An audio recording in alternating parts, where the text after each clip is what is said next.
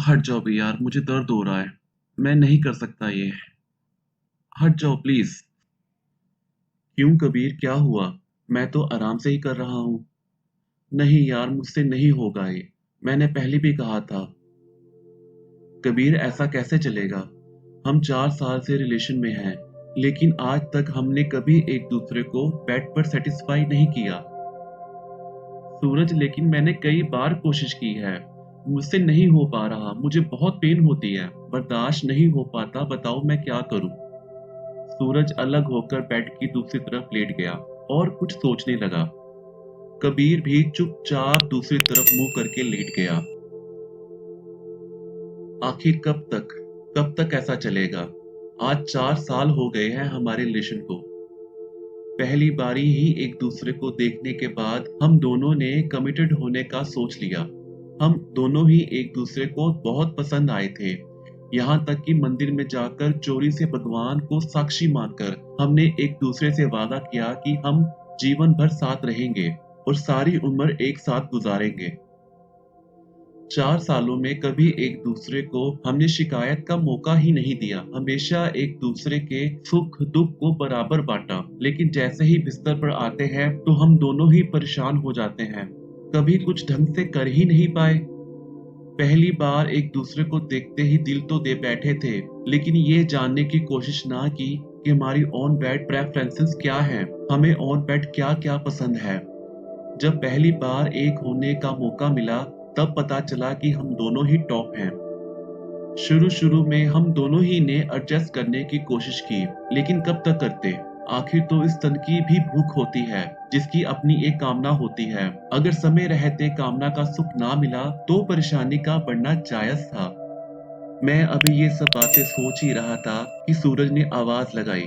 कबीर, कबीर मेरी बात सुनो। हाँ बोलो सूरज, क्या बात है? कबीर, मैंने बहुत सोचा, लेकिन इस तरह से रिलेशन को स्ट्रॉन्ग बनाए रखने में आगे मुश्किल आएगी। क्यों ना हम एक काम करें, तुम भी टॉप हो और मैं भी, तो हम किसी बॉटम को बुला लिया करें। इससे तुम्हें भी परेशानी ना होगी और मुझे भी नहीं होगी। बोलो क्या कहते हो? सूरज की ये बात सुनकर मुझे बड़ा गुस्सा आया और मैंने उसके मुंह पर एक जोरदार चांटा जड़ दिया। तुम्हारी हिम्मत कैसे हुई ऐसी बात सोचने की? क्या सेक्स कुछ है? हम दोनों बाकी सब कुछ इतना अच्छा और बढ़िया चला रहे हैं, तुम्हें वो नजर नहीं आता? सूरज कहने लगा, यार मैं वो बात नहीं कह रहा। चाहे सेक्स सब कुछ नहीं है, लेकिन जरूरत तो महसूस होती ही है ना। हम कब तक यूं ही गुजारा करते रहेंगे? आखिर बुरा क्या है इसमें? तो मैंने कहा, सूरज बुरा क्यों नहीं है? एक बार अगर ये काम हो गया तो शायद हमारे बीच वो प्यार नहीं रहेगा।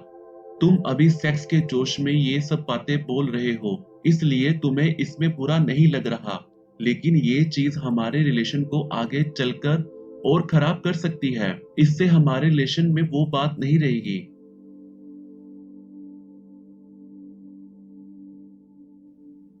लेकिन सूरज अपना पूरा मन बना चुका था। मैं जब भी उससे मिलने जाता, वो घुमा फिरा कर बात वापस इसी बात पर ले आता और कहता, एक बारी करके देखते हैं, अगर अच्छा लगा तो ठीक, नहीं तो दोबारा नहीं करेंगे। लेकिन मैं सूरज से बोलता कि नहीं, तुम्हें इसकी आदत पड़ सकती है, तो फिर आगे जाकर ये काम चोरी चोरी किया करोगे। तो सूरज ने मुझसे वादा किया कि ऐसा कभी नहीं होगा, चाहे कुछ भी हो जाए। हम जब भी करेंगे तो एक साथ ही करेंगे, अकेले करने का तो सवाल ही पैदा नहीं होता। मैं तुम्हारे बिना अकेले कभी कर ही नहीं सकता, तुम जानते हो मुझे। उसकी ये बातें सुनकर मेरा मन उसके दबाव में आ गया, और वैसे भी कुछ कुछ मुझे भी उसकी बातें सही लगती थी। कब तक इस तरह चलेगा? आखिर तो मन करता ही है, कोई कब तक मन मार कर अपना गुजारा करेगा? और आज नहीं तो कल मन के हाथों मजबूर होकर अगर सूरज ने कोई उल्टा सीधा या मुझसे छुप छुप कर बाहर कहीं कुछ करना शुरू कर दिया, तो फिर क्या होगा? क्या मैं उसे उस टाइम रोक पाऊंगा? हमारे रिश्ते के लिए सही होगा? बस यही सब सोचकर मैं मान गया थ्री के लिए। लेकिन हमारे बीच एक शर्त तय हुई कि हम जब भी करेंगे तो एक साथ ही करेंगे, कभी भी अकेले नहीं करेंगे। क्योंकि मैं दूसरे शहर में रहता था और महीने में एक दो बारी ही सूरज से मिलने जाया करता था। तो जब मैं आऊंगा बस उसी टाइम ही ये सब कुछ होगा और आगे पीछे कभी नहीं होगा।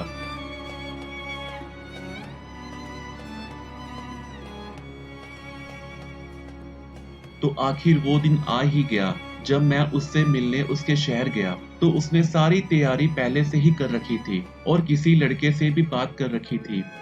मेरे जाते ही वो वहां आया और हमने पहली बार किसी और के साथ अपना प्यार, अपना समय और अपने जज्बात बांट लिए। मुझे इस बात का पहली बार तो बेहद गम महसूस हुआ, लेकिन सूरज बहुत खुश था, जैसे उसके मन की कोई मुराद पूरी हो गई हो।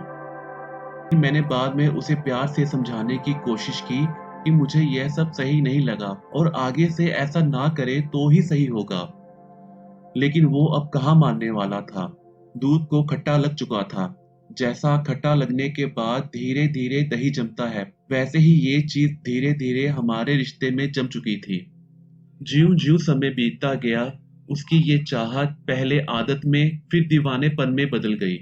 क्योंकि जब भी मैं उससे मिलने जाता तो उसे बस एक ही धुन सवार रहती थी, किसको बुलाना है किसे नहीं बुलाना है। उसने पहले से ही 3-4 लड़के ढूंढ रखे होते थे, उन्हीं को दिखा दिखा कर पूछता था कि किसे बुलाएं। वो खुशनुमा पल जो कभी मेरे और सूरज के हुआ करते थे, वो पल अब इस बात में निकल जाते थे कि किसे बुलाना है। वो के ऐप खोलकर बैठ जाता और घंटों लड़के ढूंढने में निकाल देता। उसे यह महसूस ही नहीं होता था कि जो समय हम दोनों का था वो समय इन फालतू की चीजों में बर्बाद हो रहा है।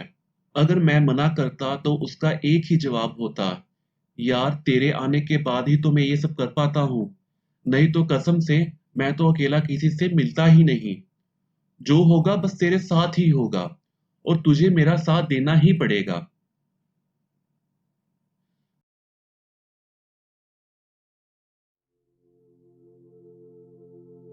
कभी कभी तो मुझे ऐसा लगता कि उसे मेरे आने की खुशी से ज्यादा अब इस बात की खुशी होती है कि आज वो सेक्स करेगा और अपनी वासनाओं को प्यार की आड़ में पूरा करेगा। अगर मैं कभी मना कर भी देता कि मुझे नहीं मिलना किसी से, तो वो जैसे पागल हो जाता, एक ही बात को बार बार दोहराता। सूरज को शायद ये समझ ही नहीं आ रही थी कि उसके इस दीवानेपन में मेरे प्यार और जज्बात घुट रहे हैं। उसे शायद पता ही नहीं चल रहा था कि वो हवस और वासना की आग में अपने प्यार की आहुति दे रहा है। पर ये तो अभी शुरुआत थी, अभी तो इसका अंजाम आना बाकी था। 2-3 साल हमारे यूं ही निकल गए। मेरी अब हर बार उससे इसी बात को लेकर शिकायत होती। मैं उससे बार बार कहता कि अब किसी को नहीं बुलाना, लेकिन वो कोई ना कोई बहाना करके किसी ना किसी को बुला ही लेता। आखिर इस बात को लेकर हमारे लड़ाई झगड़े शुरू हो गए और उस लड़ाई झगड़े का नतीजा ये हुआ कि मेरा सूरज में ही इंटरेस्ट कम होने लगा।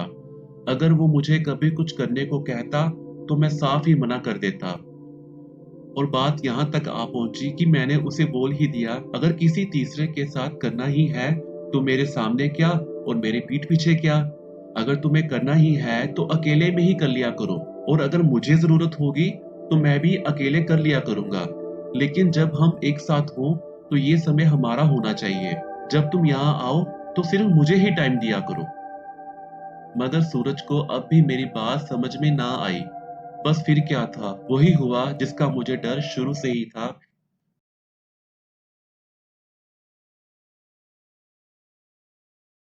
सूरज जिसने ना जाने कितने वादे किए थे और ना जाने क्या क्या बड़ी बातें की थी कि चाहे कुछ भी हो जाए, तुम्हारे सिवा तो मैं किसी के साथ करूंगा ही नहीं, अकेले में तो बिल्कुल ही नहीं करूंगा। वो अपनी सारी बातें भूलकर, वादे भूलकर अब अकेला ही सबसे मिलने लगा।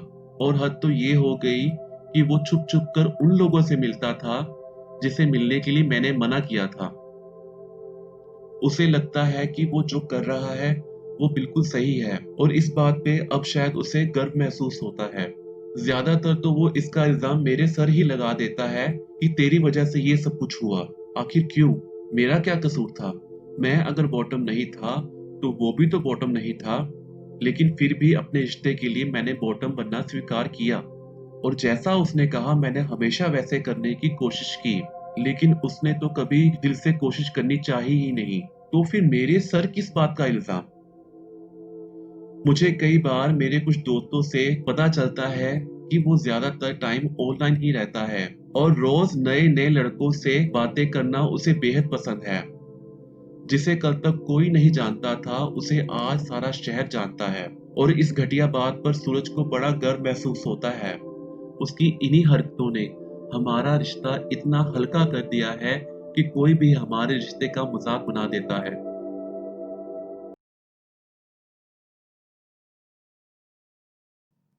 मगर अब मैं कर भी क्या सकता हूँ?